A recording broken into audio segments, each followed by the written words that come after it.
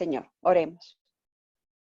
Amoroso Padre Celestial, esta mañana te damos muchas gracias nuevamente por el cuidado y la protección de tus ángeles. Y los pedimos para todos aquellos que están recuperándose de una enfermedad, que están como en California viviendo los desastres naturales, o aquí, Señor, porque tienen dificultades financieras, de trabajo, con sus hijos, en situaciones de relaciones interpersonales. Por favor, atiende estas oraciones. Estamos clamando por dirección. Tú no dejas al alma que está buscando genuinamente y con humildad tu indicación para avanzar, no la dejas a la deriva. Así que, Señor, te suplicamos, Padre Santo, a todos los que estamos aquí conectados y los que nos verán en las redes sociales, ten la bondad, Padre Celestial, de auxiliarnos, de conducirnos, de hablar a nuestro oído claramente a través de tu palabra, con un escrito está, a través de la inspiración o de consejos sabios de personas que viven cerca a ti. Ayúdanos, Señor. Tu palabra también dice que en la multitud de consejos está la sabiduría. Indícanos su plan para cada persona y para cada familia, y que pronto, Señor, pues tú hagas el proceso de santificación en nosotros y podamos verte venir en las nubes de los cielos, porque este mundo ya afronta circunstancias muy difíciles. Gracias por todo tu amor y tu misericordia. En los méritos preciosos de Cristo lo pedimos. Amén. Amén. Amén. Amén. Amén. Gracias, Amén, amén. hermana Ruth. Que el Señor nos permita crecer en esta vida de devoción y de consagración. Bueno, pueblo del Señor, saludamos en esta mañana a la hermana Rocío, deseamos bendición, el Señor la guarde, la fortalezca en su propósito. Carolina Heredia, bendiciones para usted y su familia. Sandra y Diego, Dios les guarde. Hermana Lucía Torres. Amén. Buen día para todos. Buenos días, hermana Lucía y Vivian. La hermana Nancy. El Señor les bendiga y les guarde. Hermana Liliana, Rodrigo, Dios les bendiga. Ya hay un buen grupo, un buen remanente. Felicitaciones a ustedes que se conectan, que perseveran. Es muy importante no perder el ritmo que llevamos y los felicito. Ustedes han sido fieles, cada mañana se conectan y les invito a que hasta que nos podamos volver a reunir, perseveremos en este espacio de consagración a nuestro Dios. Bueno, hoy analizaremos otra importante doctrina, si no estoy mal es la 13, perdón, doctrina no, creencia, que hace parte de la doctrina número 4, que tiene que ver con todo lo que es la iglesia. Así que hoy Camilo continúa el lineamiento que trae desde ayer, desde la iglesia, el tema de la creencia de la iglesia, pero hoy nos vamos a centrar en el remanente y su misión. Así que Camilo, gracias por su disposición, que el Señor le use y que nosotros podamos ser instruidos en él. Bienvenido y adelante. Bueno, buenos días a todos. Sí, efectivamente venimos tratando el tema de la iglesia y específicamente hoy hablaremos del remanente. Quiero decirles que la mayoría de estos temas, digamos que a veces es difícil concretarlos en tan poco tiempo. Vamos a intentar hacerlo hoy en mucho menos tiempo, pero sí me parece importante que cada uno de nosotros atendamos, porque este tema tiene que ver con nosotros. Ayer vimos la iglesia, la detallamos en cada una de sus fases y nos quedamos en 1798. Hoy vamos a detallar de manera sucinta el remanente. ¿Qué vimos ayer en Apocalipsis 12? Y hoy pedimos la dirección del Espíritu Santo. Saludamos a cada una de las personas que se conectan también. Y la verdad que espero que en esta mañana podamos estar atentos el tiempo que estemos en este lugar. Entonces, ¿qué vimos en Apocalipsis 12? Empezamos ayer en el Antiguo Testamento. Vimos la iglesia, el pueblo de Israel, escogido por Dios. Incluso vimos el pacto inicial que se hace con Adán, esa promesa que se da en Génesis 3:15, pero pasamos por el Antiguo Testamento y después entramos a Apocalipsis 12. Cuando nosotros llegamos a Apocalipsis 12, nos damos cuenta que tenemos lo mismo, el Antiguo Testamento, el nacimiento del niño, o sea, de Jesús, en el Imperio Romano. Después continúa en la crucifixión de Jesús, allí también con el Imperio Romano. Sigue la ascensión de Jesús. Después entonces, como veíamos que Jesús se desarrolla o nace en el Imperio Romano y es crucificado y asciende, estando el Imperio Romano, digamos que en su auge. Después vemos cómo Roma se divide en 10 reinos. Vemos a la iglesia, después de esos 10 reinos, dividida, o más bien, perdón, perseguida durante 1260 años. Vemos en 1798 que la tierra ayuda a la mujer, hoy vamos a hablar un poquito más de esto, y se traga las aguas de persecución. Es decir, la persecución de la iglesia cesa. Hemos visto entonces las dos simientes en la historia. No sé si ustedes se han dado cuenta, pero hemos narrado siempre que hay dos simientes. Por un lado está la mujer inicialmente, o los hijos que decidieron aceptar completamente lo que hace Dios en nuestras vidas, y por el otro lado el dragón y sus hijos que quieren atacar el mensaje y quieren atacar a las personas para que no decidan aceptar a Jesús. Y por eso es que vemos que en Roma, cuando hablamos de Roma, hablamos del dragón.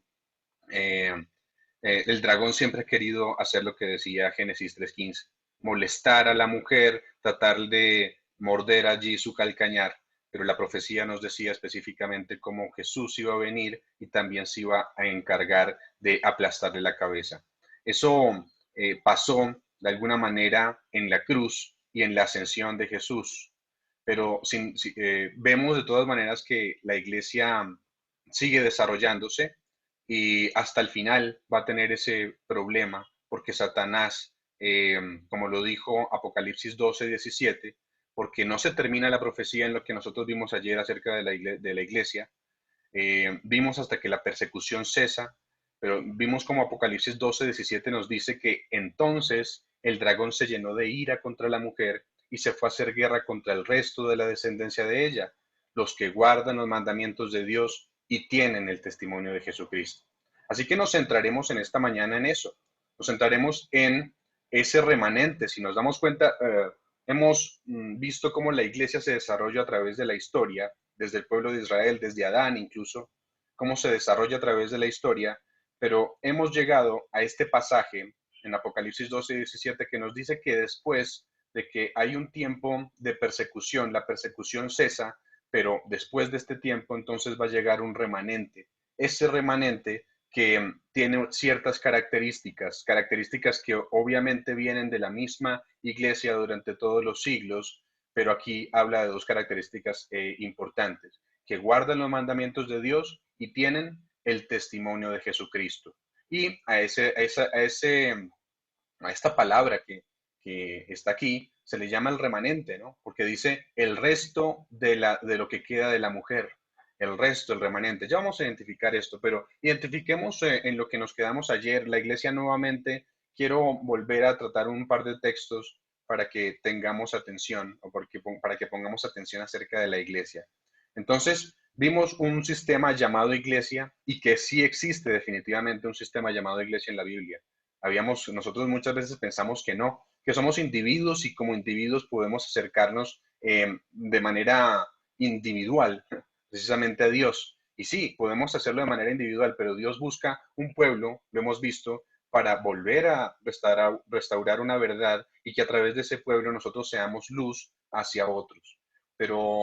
Y esto lo ha hecho durante toda la historia. Entonces, vimos su historia, pero todavía vamos a ver la que falta. Hemos visto sus fundamentos, ya vamos a darnos cuenta de esto, pero esta iglesia también vimos cómo tiene ciertas características o tendrá también ciertas características, porque hemos visto que hay también una mujer buena, pero por el otro lado hay una mujer mala, ¿cierto? Apocalipsis 11:1 es nuestro tema, nuestro texto inicial. Yo quiero que lo leamos. Apocalipsis 11:1, que se da una orden a Juan aquí. Vamos a hablar un poquito acerca del templo. Ustedes saben que en nuestra teología el santuario es bastante importante, pero hoy vamos a hablar de ese santuario de manera espiritual, es decir, los que adoran en ese santuario. Apocalipsis 11:1, ¿qué nos dice? Y me fue dada una caña semejante a una vara, Y el ángel se puso en pie diciendo, levántate y mire el templo de Dios y el altar, y a los que adoran en él. Interesante. Este texto, de hecho, pues es un estudio mucho más profundo. Cuando ustedes quieran entender todavía más el significado de nuestra iglesia, de este remanente que conformamos, necesitamos ir a Apocalipsis 10. Apocalipsis 10 la narra de manera detallada, sin embargo, pues sería bastante extenso hablar de Apocalipsis 10. Hoy solo nos vamos a centrar en esta palabra que dice, me fue dada una caña semejante a una vara, es decir, él va a medir algo y dice, levántate y mide el templo de Dios, el altar y los que adoran en él.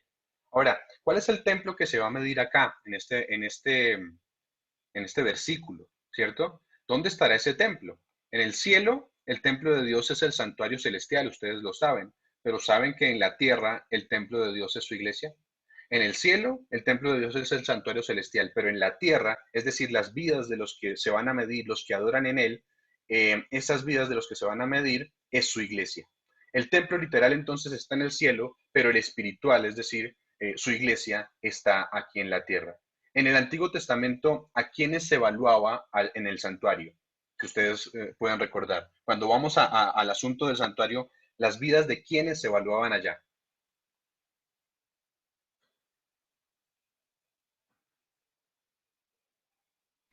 ¿De los sacerdotes? Del pueblo. Del O las pueblo. de nosotros. Del pueblo. Allá en el Antiguo Testamento ustedes se dan cuenta que cuando el sacerdote entraba a ministrar, los que estaban afuera en el campamento eran las vidas de los que se evaluaban. Y básicamente eso es un símbolo, o más bien sí, eso es un símbolo de lo que nosotros tenemos hoy en día, ¿sí? Eh, Hoy en día nosotros también estamos afuera del campamento y las vidas de los que se evalúan, especialmente en el santuario celestial, son nuestras vidas. ¿Y qué pasaba? Eran destruidos si no estaban en sintonía y perdón con el cielo. Eso pasaba, es decir, cuando llegaba el gran día de la expiación, cuando llegaba el gran día del juicio, si no estaban en sintonía con el sacerdote, entonces las vidas que no estaban en sintonía eran destruidas. El apóstol Pablo explicó que incluso hablando de este poder que hemos identificado como el dragón, que en 2 Tesalonicenses se llama el anticristo, es un poder usurpador, el mismo cuerno pequeño que también hemos hablado en Daniel 7, se iba a sentar en dónde. ¿Saben dónde se iba a sentar este poder? Segunda de Tesalonicenses 2.4. Quiero que lo leamos rápidamente. Segunda de Tesalonicenses 2.4. ¿Sí? Edgar estaba por allí.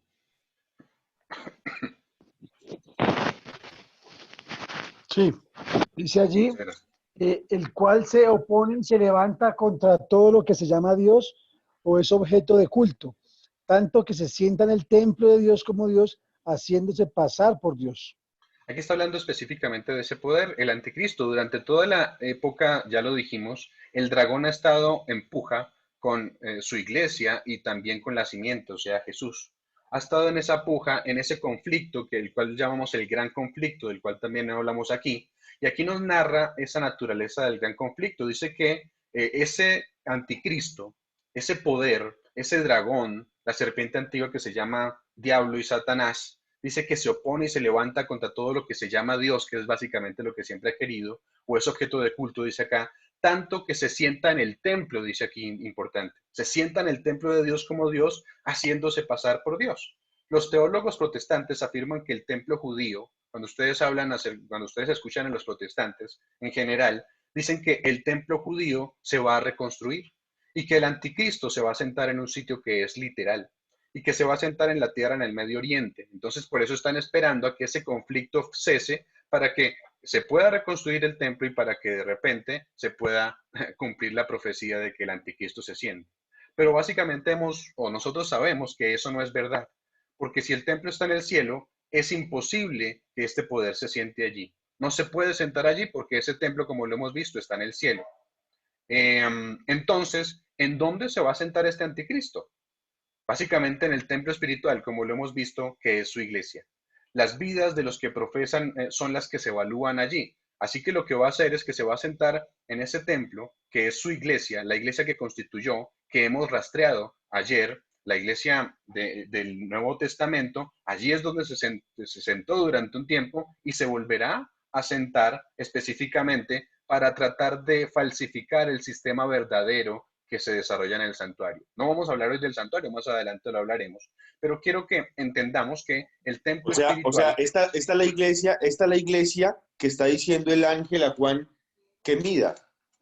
Esa es la iglesia que está diciendo el ángel a Juan que mida. Eso es lo interesante.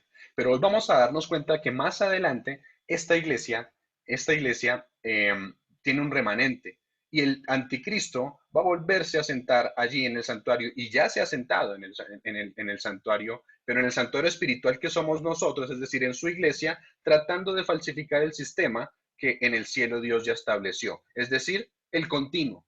Dije, pues no vamos a establecer también, o no vamos a detallar hoy el santuario porque no es nuestro tema, pero se sentará allí y falsificará todo lo que se hace en el santuario. Y bueno, hay un tema que tenemos allí, de repente ahí le hago, se me olvidó, a mi canal allí en YouTube ustedes pueden ver un tema donde van a detallar cómo esto se falsifica. Publicidad. Pero bueno, publicidad, muchas gracias hermano Edgar. Así que, bueno, entendamos que el templo espiritual entonces, como dijo Diego hace un momento, es la iglesia. Ese es el templo espiritual. En el cielo está el templo, pero aquí en la tierra su templo espiritual es la iglesia y este anticristo se sentará allí. Es decir, ese poder, el gran conflicto, se desarrolla también en torno al santuario. Mateo 21, 12 y 13 nos sigue hablando y nos corrobora el tema de la iglesia.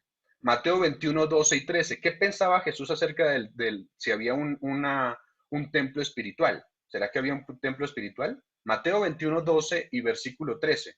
Cuando Jesús entró al templo judío, al concluir la entrada triunfal, se refirió al templo judío como ¿qué? Vamos a darnos cuenta. ¿Cómo se refirió al templo judío? Versículo 12 y 13.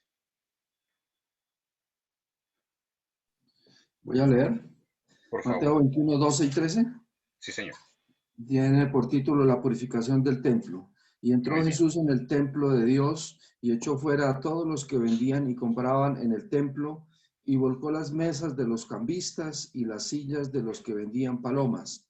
Y les dijo, escrito está, mi casa, casa de oración será llamada, mas vosotros la habéis hecho cueva de ladrones. Así que, ¿cómo llama el templo judío allí? ¿Cómo se llama cómo llamó al templo judío? ¿Cómo lo llamó? Pues lo Con el llama su casa de oración. Primero lo llamó mi casa. Casa de oración. Casa de oración. Esa es mi casa, lo llamó mi casa, es decir, ¿dónde habita Jesús? Está diciendo allí. Esa es mi casa porque es donde habita Dios específicamente. Pero pues lo triste es que el pueblo judío, allí en el Antiguo Testamento, conocemos que Dios dio lo necesario para que ellos pudieran comprender lo que significaba el templo, pero el pueblo judío no entró en ese pacto con Dios como lo hemos visto, aunque Dios quiso hacerlo muchas veces con ello, el pueblo judío no entró en ese pacto. Sin embargo, él consideraba a la iglesia, porque no vamos a creer que esa casa, básicamente que se conforma de cemento, ya lo vimos ayer, es la casa de Dios. La casa de Dios era los que adoraban en él. Entonces, él consideró la casa como su casa, pero dijo, más vosotros la habéis hecho cueva de ladrones. Ustedes se van a dar cuenta que cuando ustedes leen Mateo 21, el capítulo 22 y el capítulo 23 enseña que el templo, Jesús enseña en el templo, entra al templo, enseña, pero rechazan sus enseñanzas, allí los fariseos, los escribas, y les está hablando a todos los grupos, a los fariseos, a los saduceos. Pero entonces él sale del templo en el capítulo 23 y dice algo interesante, Mateo 23, 38. ¿Qué dice Mateo 23, 38 otra vez Jesús acerca del templo?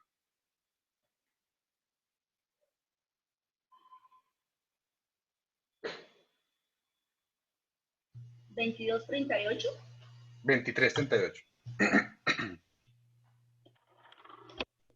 Dice, he aquí vuestra casa os es dejada desierta.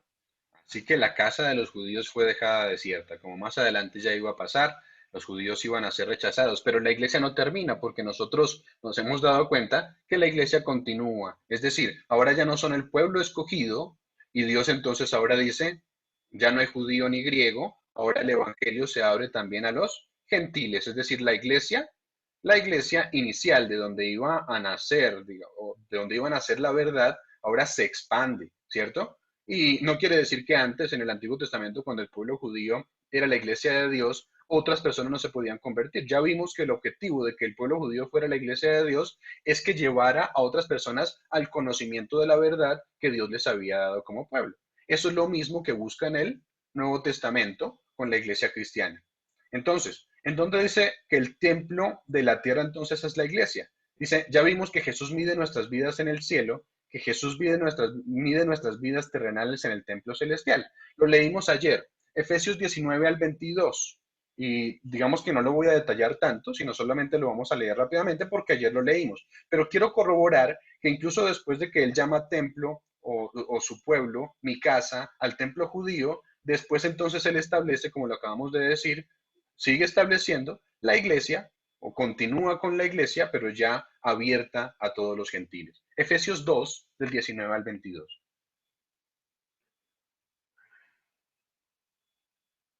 Si quieren, permítanme leerlo, para leerlo más rápido. Dice, así que ya no sois extranjeros ni advenedizos, sino conciudadanos de los santos y miembros de la familia de Dios. Ya vimos ayer, esos miembros de la familia de Dios quiere decir, ahora sois miembros de la iglesia. 20. Edificados, ¿quiénes? Los santos, sobre el fundamento de los apóstoles y los profetas, siendo la principal piedra del ángulo Jesucristo mismo. 21. En quien, Cristo, todo el edificio bien coordinado va creciendo para ser un templo santo en el Señor. Y el versículo 22, en quien vosotros también sois juntamente edificados, vuelve a repetir, está hablando entonces que estamos edificados, para morada de Dios. ¿Se acuerdan dónde moraba Dios? Mi casa, ¿cierto? Entonces aquí está diciendo, en quien vosotros también sois juntamente edificados para morada de Dios. Eso quiere decir que Dios mora en el templo, así que el que se sienta en la iglesia procura tomar su lugar, ese anticristo. Ahora, entonces lo que tenemos hasta aquí es que los fundamentos del templo, lo dijimos ayer, son los apóstoles y los profetas. Eso quiere decir que la iglesia se centra en los apóstoles y los profetas. Ya comenzamos a identificar en qué características puede llegar a tener una iglesia. Todavía no son las contundentes, pero son importantes. Es decir, el fundamento de esta iglesia, los fundamentos deben ser los apóstoles y los profetas.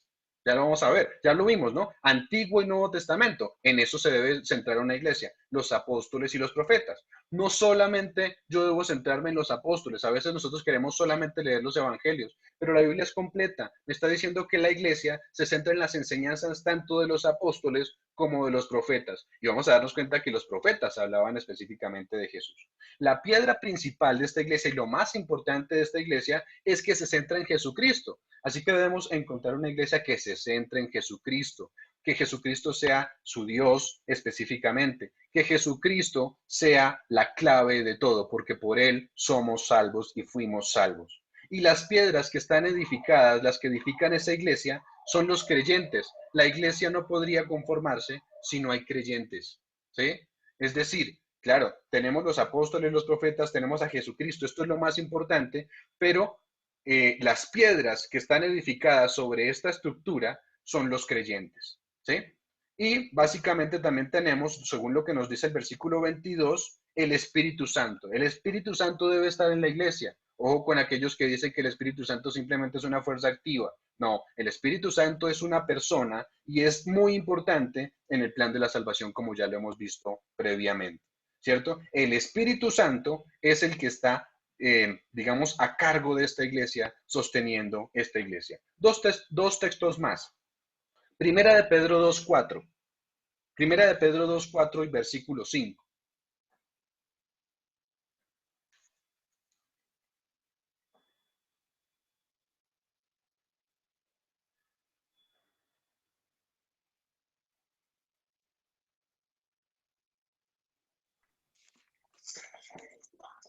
Dice así, Cristo es la piedra viva rechazada por los seres humanos, pero escogida y preciosa ante Dios al acercarse a Él. El 5 también, por favor.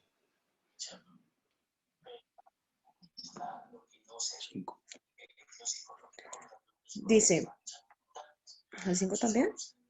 También ustedes son como piedras vivas con las cuales se está edificando una casa espiritual. De este modo llega a ser sacerdocio santo para ofrecer sacrificios espirituales que Dios acepta por medio de Jesucristo. Así dice la Escritura. Muchas gracias. Así que es imposible negar que la iglesia no es constituida por Dios. Se está diciendo claramente, acercándonos a Él, que es piedra viva, a Jesucristo, que fue desechada por los hombres, como ya lo hemos visto, más para Dios escogida y preciosa. El versículo 5 dice, vosotros también, está hablando de nosotros los santos, como piedras vivas, nosotros somos las piedras vivas, que tenemos que ser edificados como una casa espiritual. ¿Sí se dan cuenta aquí? Ahora somos casa espiritual y sacerdocio santo para ofrecer sacrificios espirituales aceptables a Dios por medio de Jesucristo. Así que es bastante importante. Versículo 9, tan conocido, texto tan conocido, pero ahora entendemos que somos parte de un templo. Al ser parte del templo, oficiamos en el templo también. Démonos cuenta de qué manera oficiamos. Versículo 9, mas vosotros sois linaje escogido. O sea, ¿quién está hablando? A nosotros. Real sacerdocio. ¿Somos sacerdotes? Sí, de alguna manera somos sacerdotes. Somos nación santa, pueblo adquirido por Dios para que anunciéis las virtudes de aquel que os llamó de las tinieblas a su luz admirable. Así que, ¿el templo es espiritual o material?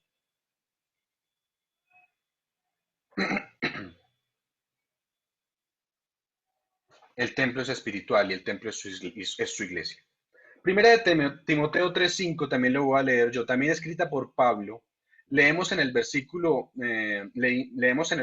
15. Dice, para que si tardo, está diciendo Pablo otra vez, sepas cómo debes conducirte en la casa de Dios. Y miren lo que dice aquí tan importante, que es la iglesia del Dios viviente, columna y baluarte de la verdad. Así que, sin duda, tenemos que la casa de Dios es su iglesia y las vidas que se están midiendo en este momento son las vidas, aunque no ha comenzado todavía por los vivos, ya vamos a darnos cuenta, pero las vidas que se medirán allí en el santuario celestial son las vidas de su iglesia, de la iglesia espiritual que se encuentra aquí.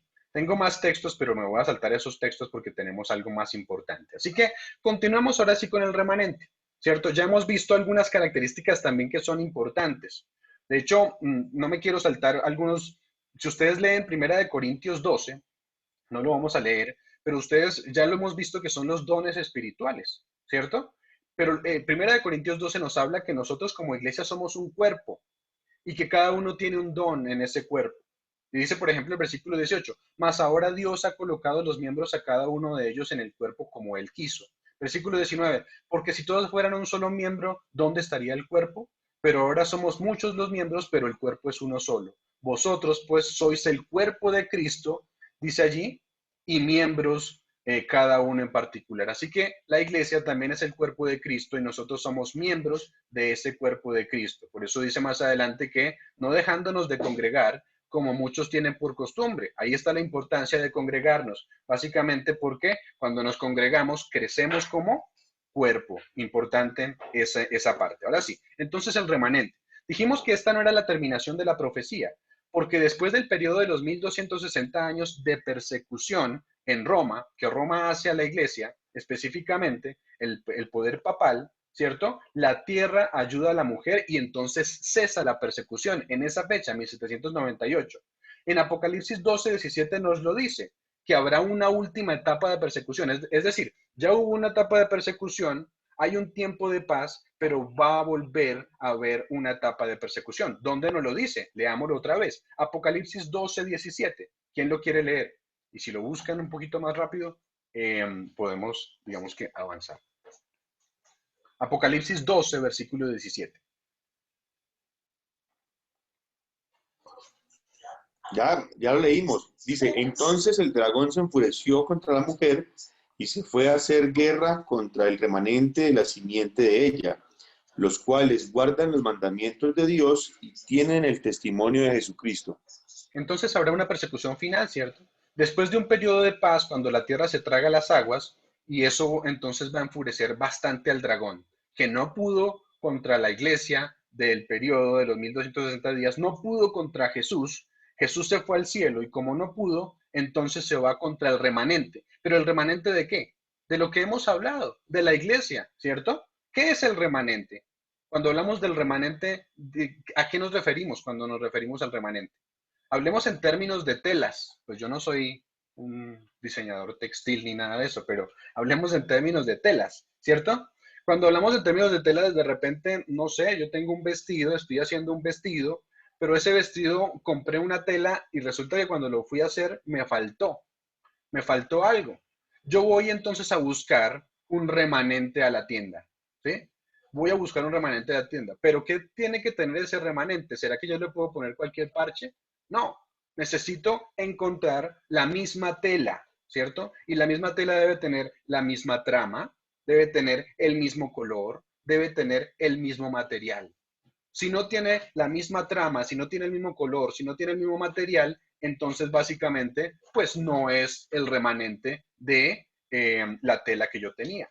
Así que así como ese remanente, la tela allí que yo estoy buscando, tiene ciertas características para que encajen en el original, así la iglesia o este remanente también tiene ciertas características. Es decir, algo que está quedando, pero que tiene las mismas características de la iglesia que hemos visto durante todas sus etapas. Ahora, tiene ciertas características, pero hasta aquí hemos visto algunas, ¿cierto? Hemos visto que la piedra angular debe ser Cristo, o sea que la iglesia debe predicar acerca de quién, de Cristo, ¿sí? Y debe hacer de Cristo como su salvador personal, su salvador principal, ¿cierto? También tiene sus fundamentos, son los profetas y los apóstoles, es decir, es una iglesia que se tiene que basar en el Antiguo y en el Nuevo Testamento. Entonces, ¿qué pasa? Ya vamos descartando un número de iglesias que dicen ser la iglesia de Dios, pero que no lo son porque no cumplen con estas características. Ahora, deben estar organizados como iglesia, ¿cierto? Porque hemos visto que es bastante importante la organización de la iglesia. Deben vivir y predicar del pacto, eso lo vimos ayer y lo hemos visto y lo vimos también el sábado. ¿Por qué vivir y predicar del pacto? Dijimos que el pacto tiene que ver con la gracia, pero también con la ley, ¿sí? Es decir, una iglesia que predique solo de la gracia y por debajo de la ley no es la verdadera iglesia. O una iglesia que predique solo de la ley y por debajo de la gracia no es la verdadera iglesia. Tenemos que tener una iglesia que acepte la sangre de Cristo y cuando acepta la sangre de Cristo, entonces ahora cumpla la ley. El texto también nos dice, lo que acabamos de leer, que son los que guardan los mandamientos de Dios y tienen ¿qué?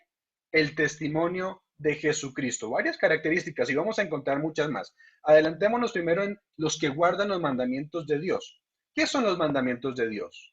¿Cuáles son los mandamientos de Dios? La Biblia enseña que Dios tiene 10 mandamientos.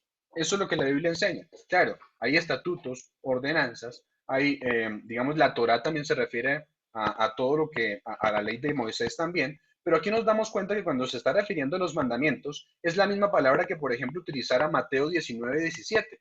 Vamos a ir a Mateo 19, 17 y vamos a leerlo. Jesús está hablando aquí a un joven, al joven rico, la famosa historia, y le pregunta, ¿qué necesito hacer para heredar la vida eterna? Y Jesús entonces responde, versículo 17, ¿qué le dijo? Y él le dijo, ¿por qué me llamas bueno? Ninguno hay bueno, sino uno, Dios. Y si quieres entrar en la vida, guarda los mandamientos.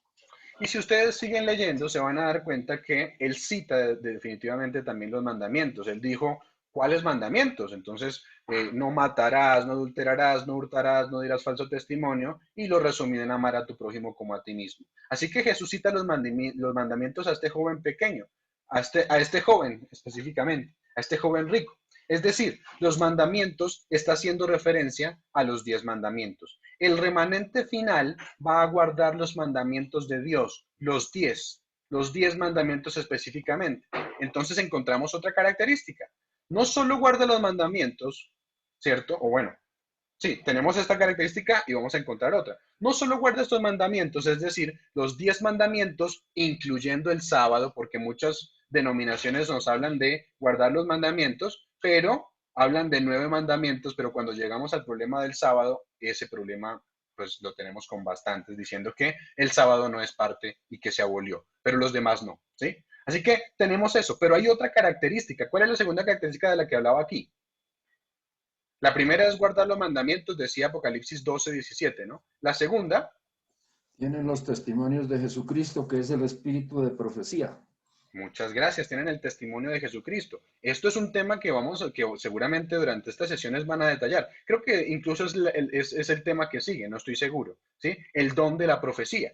Pero aquí nos está diciendo, vamos a hablar de manera pequeña, qué es el testimonio de Jesucristo que poseen. Como bien lo dijo el hermano Pedro, Apocalipsis 19:10 me dice qué es el testimonio de Jesucristo. Me dice, yo me postré a sus pies para adorarle, ¿cierto? Hablando de Juan, a un ángel, y él me dijo, mira, no lo hagas, porque yo soy consiervo tuyo y de tus hermanos que retienen el testimonio de Jesús, dice. La misma palabra que utiliza allí. Pero dice, adora a Dios, porque el testimonio de Jesús es ¿qué? El espíritu de la profecía. El testimonio de Jesús es el espíritu de la profecía. Entonces, esta es una iglesia que va a tener el don de la profecía. Aquí podemos volver a 1 Corintios 12, ¿sí? Hablando de los dones. Y en los dones vamos a encontrar incluso, al finalizar el capítulo, que hay un don que es importante, la profecía. Hoy no lo vamos a detallar, pero la profecía, el don de la profecía, el espíritu básicamente es el que da los dones, ¿no? Ese es el espíritu, lo vemos en 1 Corintios 12. El espíritu da los dones, pero el don de la profecía, dijimos que la iglesia es un cuerpo. El don de la profecía equivale a los ojos de la iglesia, ¿sí? Por eso dice, sin profecía el pueblo queda ciego, se desenfrena, dice. El pueblo no sabe para dónde ir, básicamente porque la profecía es los ojos de la iglesia. Pero la profecía habla de quién, porque nosotros hemos confundido este término durante muchos años. La profecía habla de quién. Nosotros pensamos, por eso dice el testimonio de Jesús. ¿De quién habla la profecía? ¿Por qué nosotros estudiamos profecía? ¿Por qué leemos la profecía? ¿Solamente para hallar fechas y encontrar fechas? ¿O por qué la estudiamos?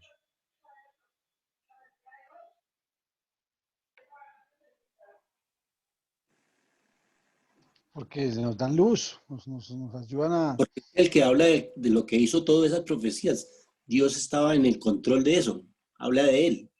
Porque habla de Jesús, ¿cierto? El testimonio de Jesús, si ustedes encuentran, por ejemplo, cómo comienza Apocalipsis. Apocalipsis comienza el testimonio de Jesús, no es casualidad.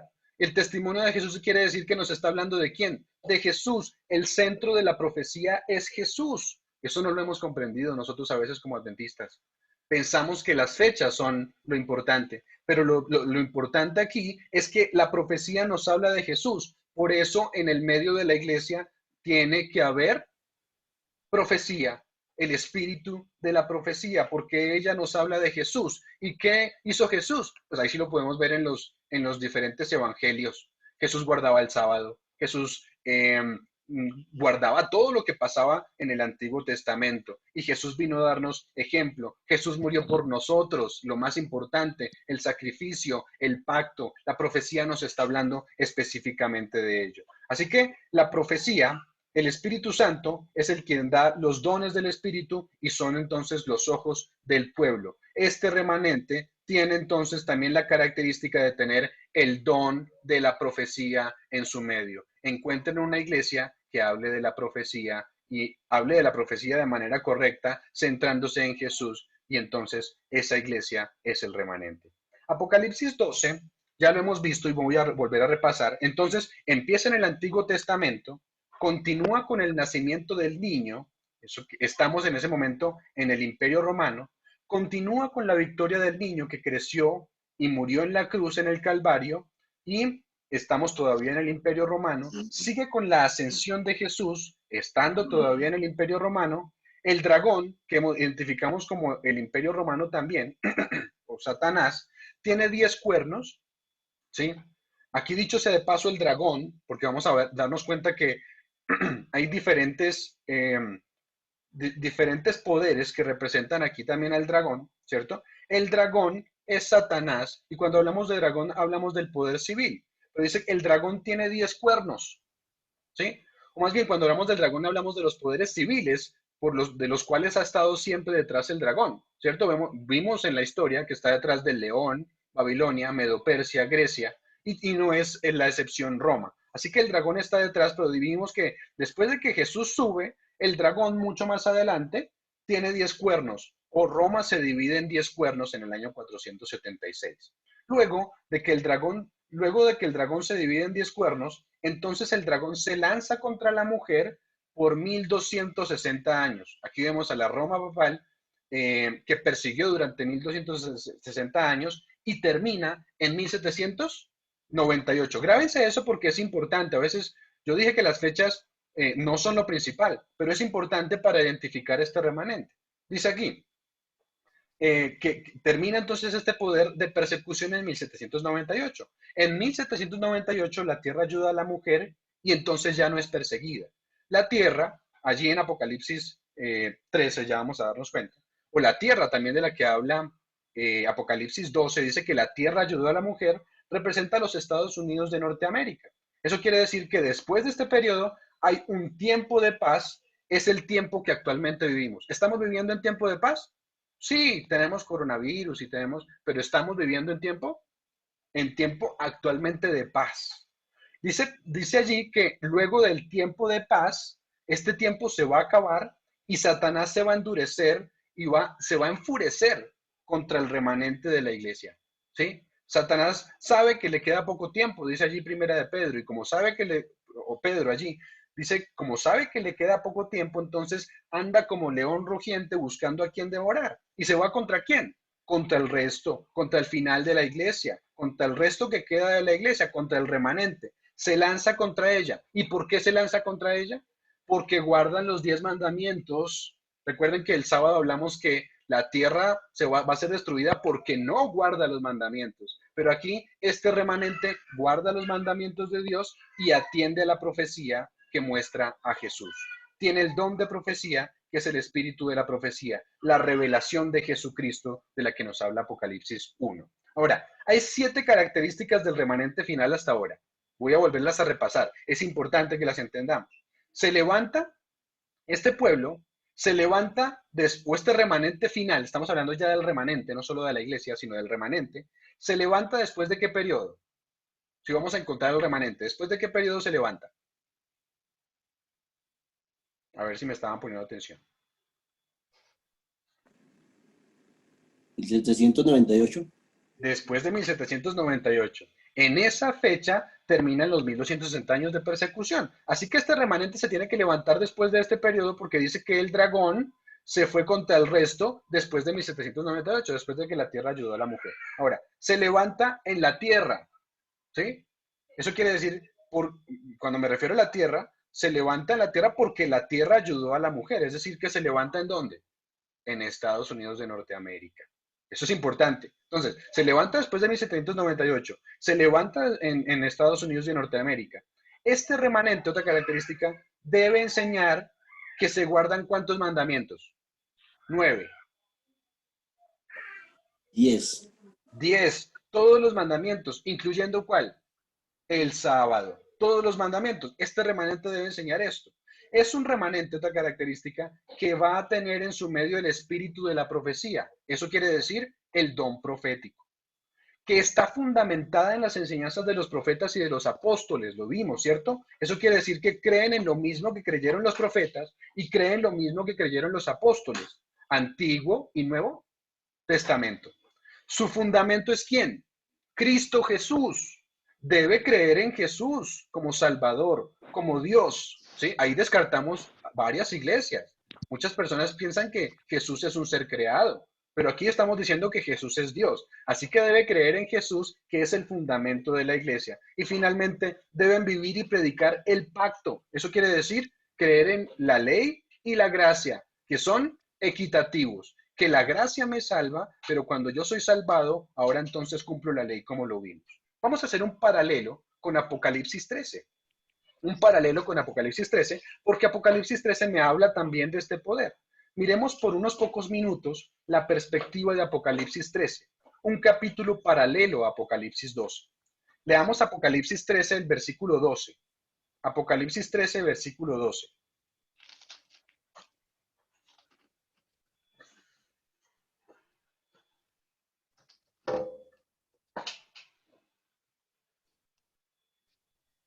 Dice, y ejerce toda la autoridad de la primera bestia en presencia de ella, y hace que la tierra y los moradores de ella adoren a la primera bestia, Sí. cuya herida mortal fue sanada.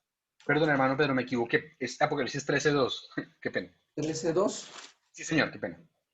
Dice, y la bestia que vi era semejante a un leopardo, y sus pies como de oso, y su boca como boca de león. Y el dragón le dio su poder y su trono y grande autoridad. Así que tenemos aquí 4 bestias. Ya las hemos identificado, el león, el oso, el leopardo y finalmente tenemos el dragón, ¿cierto? El león, Babilonia, el oso, Medo-Persia, leopardo, Grecia. Y el dragón representa aquí entonces al poder romano. Tenemos las mismas bestias de Daniel 7 y el dragón de Daniel 7 es el cuarto reino. ¿Qué imperio representa el dragón? Ya lo hemos visto. ¿Cuál es el imperio que representa el dragón? Roma. Roma. Ya lo estudiamos en Apocalipsis 12 y en Daniel 7. La cuarta bestia entonces es Roma, la bestia que procuró matar al niño, recuérdenlo. Entonces en Apocalipsis 13 tenemos un panorama que comienza en el Antiguo Testamento. ¿Cuál es el Antiguo Testamento? Babilonia, Medo, Persia, Grecia. Y luego tenemos al dragón que representa Roma. ¿Cuántos cuernos tiene Roma? 10. 10, ¿cierto? Apocalipsis 3 entonces tiene la misma secuencia que Apocalipsis 12. Comienza en el Antiguo Testamento con Babilonia, Medo, Persia y Grecia, continúa en el Nuevo Testamento con Roma, el periodo del dragón, y el dragón tiene 10 cuernos. ¿Recuerdan que en Apocalipsis 12, después de los 10 cuernos, vino un periodo cuando el dragón persiguió a la mujer? ¿Sí se acuerdan de eso? ¿Sí? Sí. Dice que en el desierto por 1260 días persiguió a la mujer. Eso quiere decir, esos 1260 días también equivalen a tiempo, tiempos y la mitad de un tiempo. En Apocalipsis 13 sucede la misma cosa. Leámoslo. Apocalipsis 13, versículo 5.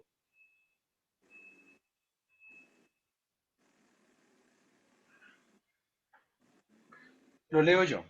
También se le dio boca a la bestia que hablaba grandes cosas y blasfemias, y se le dio autoridad para actuar 42 meses. Grábense esa palabra. Y se le permitió hacer guerra contra los santos, aquí está, guerra contra los santos y vencerlos. Y también se le dio autoridad sobre toda tribu, pueblo, lengua y nación.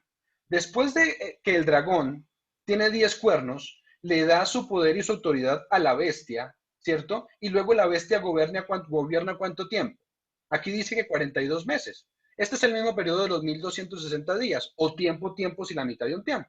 ¿Por qué? Porque 42 meses, en la Biblia, un mes son 30 días, 42 meses por 30 días del mes bíblico nos da los mismos 1260 días, y en la Biblia un día es un año, así que tenemos 1260 años. Los 42 meses, entonces, es el mismo periodo de persecución de los 1260 años de la iglesia. Apocalipsis 13, entonces, tiene la misma secuencia del capítulo 12. Apocalipsis 13, volvamos a repasarlo, en el Antiguo Testamento comienza con Babilonia, Medo-Persia y Grecia, como lo hemos estudiado hasta aquí. Luego viene el dragón, que es Roma. El dragón se divide en 10 cuernos, las 10 tribus bárbaras, y luego el dragón de 10 cuernos le da su autoridad a la bestia, y la bestia gobierna por un periodo de 1260 años o 42 meses, que terminan otra vez en 1798. Ahora, la pregunta clave para todo esto. ¿Se terminó la persecución en 1798 para el pueblo de Dios? No, sigue. Sí, claro que sí. Se terminó en 1798 la persecución para el pueblo de Dios. Pero miren lo que dice Apocalipsis 13, 10. El versículo 10 que nos dice.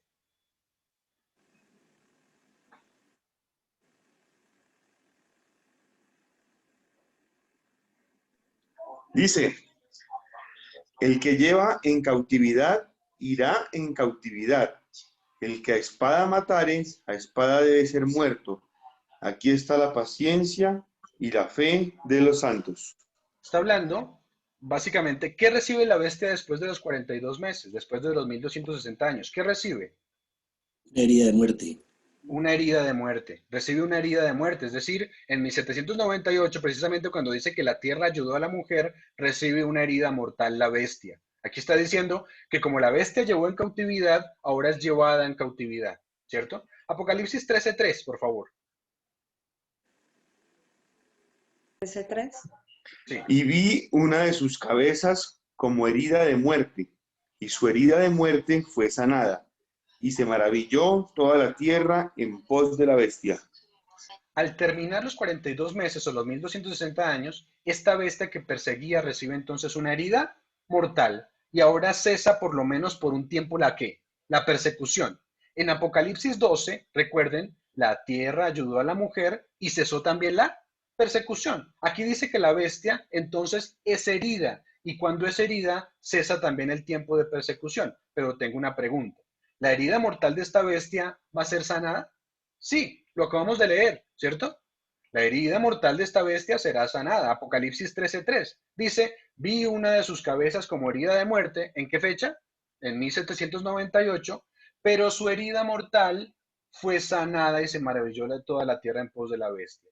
Esta herida de muerte que trajo la paz que ahora nosotros tenemos, porque estamos viviendo en tiempos de paz, se va a sanar y va a levantarse otra vez la persecución. ¿Sí o no?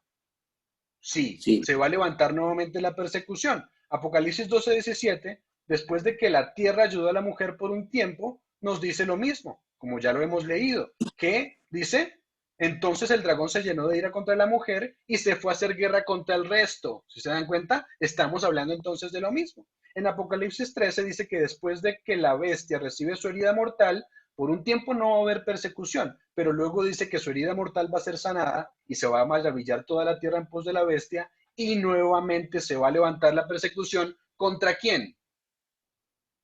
el remanente. Contra el remanente. ¿Cómo va a suceder esto? Pues lo dice Apocalipsis 13:11.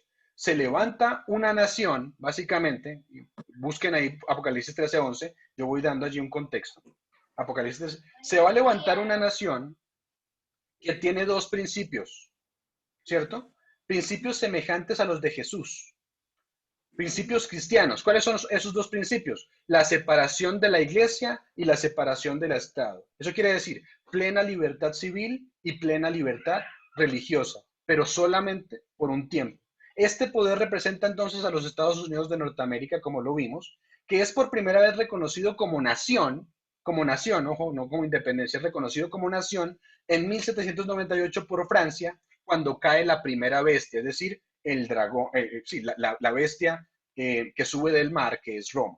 Pero esta bestia va a terminar, o sea, la segunda bestia, esta bestia que sube de la tierra, va a terminar hablando como dragón.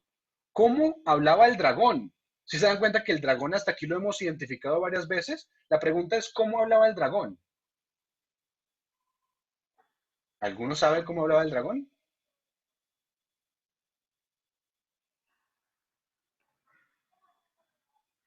¿Con blasfemias? El dragón hablaba a través de los poderes de la tierra, en persecución. Así es que hablaba el dragón, por eso dice que va a hablar como dragón. Este poder que es como un cordero, dice, hablará como dragón. Eso quiere decir que va a perseguir cuando está refiriéndose allí. El dragón es el que estaba detrás de los poderes del mundo, tratando de acabar con la simiente, con la mujer. Eso es lo que ha hecho el dragón, ¿cierto? Por eso el versículo 11 nos dice, ahora sí, ¿quién ya lo tiene?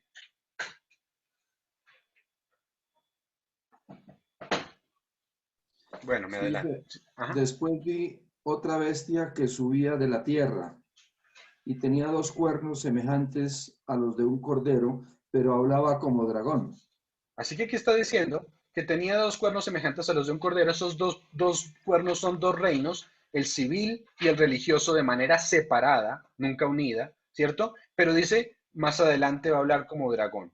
Apocalipsis 13 entonces sigue el mismo orden que Apocalipsis 12.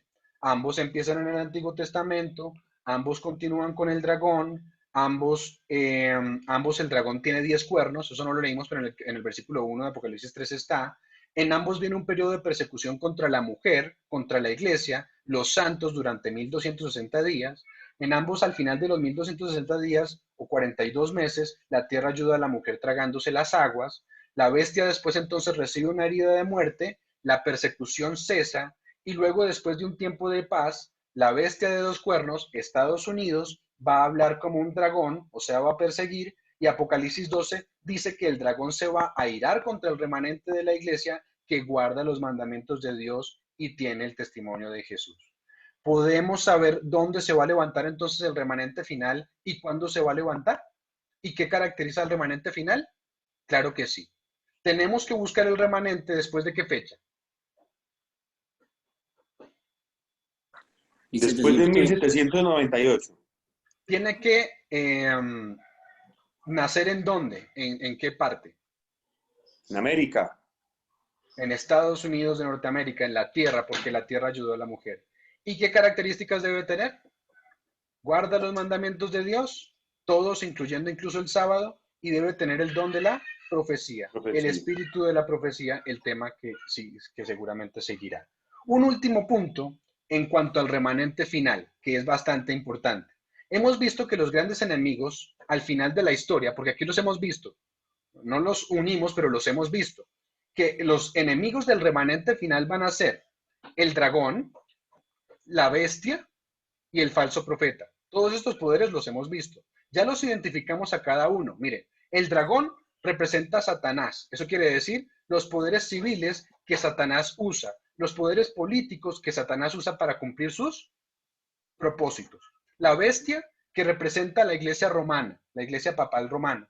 Y vimos que el falso profeta o la imagen de la bestia de Apocalipsis 13 representa el protestantismo apóstata. ¿Creen ustedes que si estos poderes existirán en los últimos días, tiene que haber una iglesia o un remanente que advierta al mundo en cuanto a estos poderes para que la gente no caiga en el engaño? ¿Será que si existen estos poderes al final de la historia, tiene que haber un remanente que se levante a denunciar estos poderes? Claro que sí. Y vamos reflexionando, porque ya es momento de reflexionar. La pregunta es si tiene que existir, ¿estamos haciendo esto que está diciendo que hace el remanente? Si somos el remanente, ¿lo estamos haciendo? ¿Saben dónde se encuentran estos mensajes específicamente que advierten del engaño, al mundo? ¿En dónde se encuentran en la Biblia?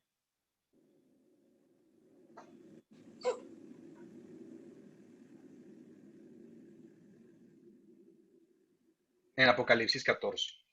Si quieren encontrar a la verdadera iglesia, tienen que ir a este capítulo.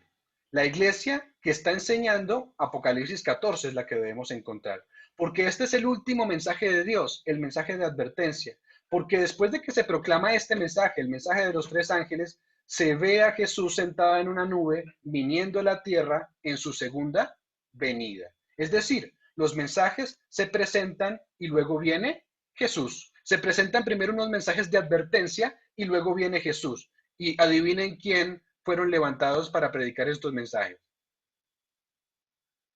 La iglesia remanente. O sea, nosotros. Y la pregunta es, ¿los estamos predicando? Y no haya, imposible que entonces se manifieste el dragón, la bestia y el falso profeta y no haya nadie en el mundo que diga, cuidado con estos poderes. Muchos quisieran borrar este mensaje de nuestra historia y de nuestras predicaciones también. Pero como lo hemos visto, es imposible quitarlo. No seríamos entonces el pueblo de Dios, el remanente, si no predicamos estos mensajes. ¿Cuál es este mensaje final? Vamos a ir a Apocalipsis 14 y con este vamos a terminar encontrando algunas características. Apocalipsis 14 recalca los mensajes que se enseñan. Versículo 6.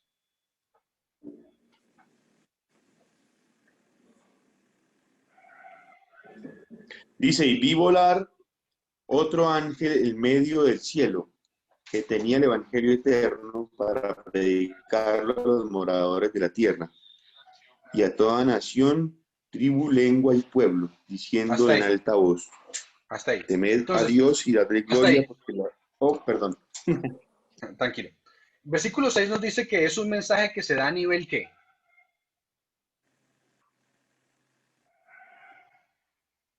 ¿Es un mensaje que se da para unos pocos o a nivel qué? A nivel mundial. Mundial. A nivel mundial. Eso quiere decir a todos los moradores de la tierra.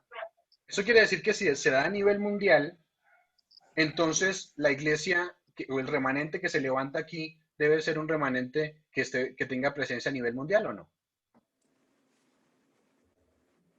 ¿Sí o no? Claro que sí. Si yo quiero ir al mundo entero, necesito tener una iglesia que esté en el mundo entero, la iglesia adventista. Ahora, hablemos del mensaje. Versículo 7. Diciendo en alta voz, temed a Dios y dadle gloria porque la hora de su juicio ha venido. Y adorad a aquel que hizo el cielo y la tierra y el mar y las fuentes de las aguas. Así que esta iglesia va a proclamar que estamos en la hora también de ¿qué? Del juicio. El tiempo del juicio dirá que ahora estamos en el juicio. Este juicio se está haciendo ahora en el cielo, ¿cierto? Es una iglesia que va a predicar acerca de ¿qué? Del juicio. Interesante. Y dice también que adorad a aquel que hizo el cielo, la tierra, el mar y las fuentes de las aguas. Esta cita específicamente viene de Éxodo 20:11. el cuarto mandamiento de la ley de Dios. Es una iglesia que va a enseñar que hay que adorar al Creador. ¿Y cuál es la señal de Dios o que Dios ha dejado en adoración al Creador? Su santo sábado. Esa es su señal. Hizo el sábado en conmemoración de la creación. Entonces, es una iglesia que enseña que estamos en el juicio, es una iglesia de alcance mundial, es una iglesia que enseña que es necesario guardar el santo sábado, es una iglesia que enseña que los muertos no saben nada. Pero ustedes me preguntan, no hemos dicho eso, pero ¿por qué razón que enseña que los muertos no saben nada? Si estamos en el momento del juicio, si estamos en la hora del juicio, entonces la gente no se fue al cielo ni al infierno cuando murió, ¿cierto?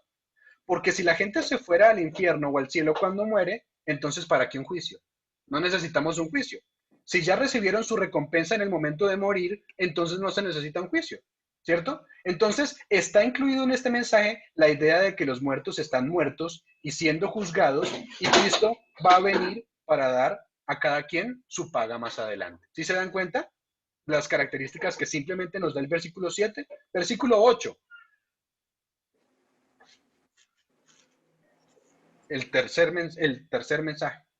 segundo mensaje, perdón. Dice, y otro ángel le siguió diciendo, ha caído Babilonia, aquella gran ciudad, porque ella, todas las naciones del vino. Sí, se escuchó un poquito entrecortada, pero otro ángel le siguió diciendo, ha caído Babilonia, la gran ciudad, porque ha hecho beber a todas las naciones del vino del furor de su fornicación. Eso quiere decir que es una iglesia que va a advertir a la gente del peligro de Babilonia. Y Babilonia tiene 3 partes según Apocalipsis 16:13. Y vi salir de la boca del dragón y de la boca de la bestia y de la boca del falso profeta 3 espíritus inmundos a maneras de rana. Ya lo hemos dicho, las 3 partes son el dragón, la bestia y el falso profeta. Y esta iglesia va a decirle a la gente que este poder, este sistema, ha caído en sus 3 partes. Y Apocalipsis 18 dice que Dios da un mensaje a al pueblo que está allí. Dice, salid de ella, pueblo mío. Así que es una iglesia que llamará a la gente a salir de estos sistemas religiosos apóstatas para unirse al remanente final de Dios. Ahora, el tercer mensaje dice, Apocalipsis 14 del 9 al 11 dice, el mensaje del tercer ángel dice así, y el tercer ángel lo siguió diciendo a gran voz, si alguno adora a la bestia y a su imagen y recibe la marca en su frente o en su mano, él también beberá del vino de la ira de Dios, que ha sido vaciado puro en el cáliz de su ira, y será atormentado con fuego y azufre delante de los santos ángeles y del Cordero. Y el humo de su tormento sube por los siglos de los siglos, y no tienen reposo de día ni de noche los que adoran a la bestia y a su imagen, ni a nadie que reciba la marca de su nombre. Aquí está la paciencia de los santos, vuelve a repetirlo, los que guardan los mandamientos y la fe, los mandamientos de Dios y la fe de Jesús. Así que se advierte el peligro de adorar a la bestia, a su imagen o recibir su marca. Deben buscar una iglesia que le esté hablando a la gente sobre el peligro de recibir la marca de la bestia. Es decir, la observancia de alguna manera del domingo a sabiendas que el sábado es el día de reposo. Entonces es una iglesia que tendrá todas estas características. Difícil no identificarla. Se levanta como remanente después de 1798. Se levanta en los Estados Unidos de Norteamérica. Una iglesia que enseña que hay que guardar todos los mandamientos. Una iglesia que va a tener el don de profecía. Es una iglesia de alcance mundial. Es una iglesia que enseña que vivimos en la época del juicio. Es una iglesia que enseña que los muertos no saben nada. Es una iglesia que enseña que debemos adorar al Creador guardando el sábado. Es una iglesia que advierte al mundo en cuanto a la bestia, el dragón, en cuanto al falso profeta y en cuanto a su marca, para que la gente pueda escapar de su poder. Ojalá nos haya quedado claro cuál es este sistema. Sí, básicamente somos nosotros, pero la pregunta es, de manera individual y personal, ¿nos parecemos? Esa sería la pregunta. Claro, somos el pueblo escogido porque tenemos la verdad en torno a esto, pero individualmente, ¿nos parecemos? ¿O nos basta con decir que Dios es amor? Aquí nos está diciendo que no basta. Si queremos ser esta iglesia, basta con decir que Dios es amor, ponerlo en nuestra vida, pero tenemos que tener todas estas características. Si Dios es amor, debemos saber lo que se espera de nosotros entonces. Y lo que se espera de nosotros es que proclamemos este mensaje. Voy a terminar con esta cita. Dice, el mensaje del tercer ángel hablando de la misión del remanente, la verdad presente, el mensaje especial dado a nuestro mundo, aún el mensaje del tercer ángel abarca un campo amplio que contiene tesoros celestiales. Miren lo que dice aquí tan importante y espero que nos lo grabemos. No tiene excusa el que diga, ya no tengo nada que hacer con estos mensajes especiales. Yo predicaré a Cristo. Dice aquí, nadie puede predicar a Cristo y presentar la verdad como es en Jesús, a menos que presente las verdades que han de ir delante del pueblo en el tiempo presente, cuando se desarrollan tantos eventos importantes. Y última cita. Vi la necesidad especial que tienen los mensajeros de velar y de tener todo fanatismo donde quiera que se levante. Satanás está premiando por todos lados y a menos que seamos vigilantes al respecto y tengamos los ojos abiertos para ver sus lazos y trampas y llevemos puesta toda la armadura de Dios, los dardos de fuego del maligno nos van a alcanzar. Son muchas las preciosas verdades que contiene la palabra de Dios, pero es la verdad presente lo que el rebaño necesita. He visto el peligro que existe de que los mensajeros se desvíen de los puntos importantes. Vi la necesidad especial que tienen los mensajeros de velar y de detener todo fanatismo donde quiera que se levante. Satanás está... Ya lo leí, perdón, lo estoy repitiendo. Pero los temas, dice aquí, como el santuario en relación con los 2300 días, los mandamientos de Dios y la fe de Jesús, que acabamos de identificar como características del remanente, son perfectamente adecuados para explicar el movimiento adventista pasado y cuál es nuestra posición actual, establecer la fe de los que dudan y dar certidumbre al glorioso futuro. He visto con frecuencia que estos eran los temas principales en los cuales deben espaciarse los mensajeros de Dios. Así que es claro, somos el remanente de Dios con ciertas características. ¿Qué tanta de ellas nosotros estamos cumpliendo? Bueno, eso es una pregunta individual.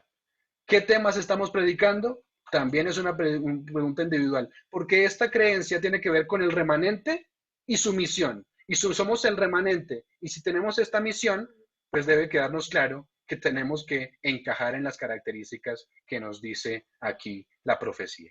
Así que este es el tema de esta mañana. Esperemos que de verdad podamos ser la iglesia remanente, que Dios nos ayude, que Dios nos fortalezca, pero que sobre todo nos haga recapacitar sobre nuestra misión y sobre el pueblo que somos tan importante. Que Dios nos bendiga durante este día. Amén. Gracias, hermano Camilo. Vamos a orar. Amén. Vamos a terminar con una oración a nuestro Dios, agradeciendo por el estudio de esta mañana. Querido Señor y Padre, te damos gracias, Señor, porque nos haces parte de tu iglesia en estos últimos tiempos, porque nos permites comprender que somos parte de un pueblo profético con una misión específica y ante tanta responsabilidad, Señor, en esta mañana oramos, Señor, transfórmanos. Señor, danos de tu espíritu para hacer luz. Señor, obra en nosotros. Muévanos, Señor, a la acción. Permítanos cumplir la tarea. Permítanos, Señor, vivir a la altura del llamado que nos has hecho, un pueblo especial con unas verdades distintivas. Rogamos, Señor, que nos permitas vivir el amor de Cristo Jesús en nuestra vida. Y ante tantas cosas que han de venir en este mundo, manténganos de parte de la verdad, aunque se desplomen los cielos. En este día rogamos bendición. Permítanos vivir un día a la vez, crecer hoy para tu reino, usar nuestra influencia para bendición de alguien, nuestra voz para expandir un mensaje positivo, un mensaje de aliento. Permítanos, Señor, hoy vivir para el reino de los cielos. Bendice a tu iglesia, guárdanos del mal, ampáranos bajo tus alas, lo pedimos